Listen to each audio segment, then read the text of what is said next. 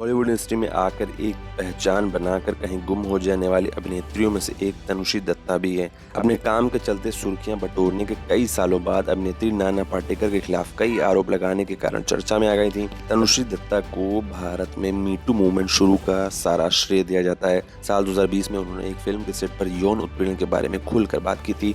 इसके बाद कई इंडस्ट्री की कई महिलाओं ने अपने साथ हुए दुराचार का खुलासा किया था।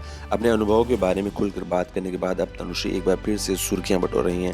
दरअसल अभिनेत्री ने दावा किया कि उनके साथ हुए अन्याय के बारे में खुलकर बात करने के बाद कई बार उन्हें मारने की कोशिश की गई थी। हाल ही में एक मीडिया इंटरव्यू में तनुश्री दत्ता ने खुलासा करके बताया कि जब मैं उज्जैन में थी तो मेरी कार के ब्रेक के साथ एक दो बार छेड़छाड़ की गई थी। मेरा एक बहुत पुराना एक्सीडेंट भी हुआ था। मेरी हड्डियां टूटने से बार बार बच गई थी। इस एक्सीडेंट ने मुझे कुछ महीनों के लिए जैसे रोक सा दिया था, क्योंकि मेरी चोटों को पूरी तरह से ठीक होने में समय लगा। मेरा बहुत खून बह गया था। अपनी बात को आगे बढ़ाते हुए तनुश्री ने यह भी शेयर किया कि उनका मानना है कि उन्हें कई बार जहर देने की कोशिश भी की गई।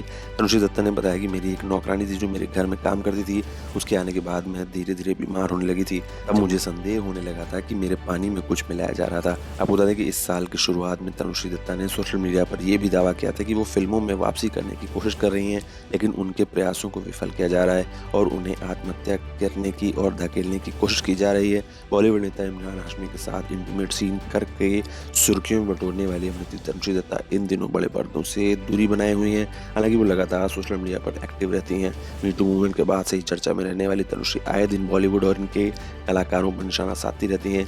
पिछले दिनों भी तनुश्री दत्ता ने सोशल मीडिया पर एक चौंका देने वाला पोस्ट किया था। तनुश्री दत्ता ने लिखा था कि क्या आपने देखा है कि सभी बॉलीवुड माफिया उत्पीड़क या तो कुंवारे हैं या तलाकशुदा हैं। बहुत कम ऐसे हैं जो अभी भी शादीशुदा हैं, लेकिन वो भी दुखी हैं। उनका जीवन साथी और बच्चे उनका तिरस्कार करते हैं।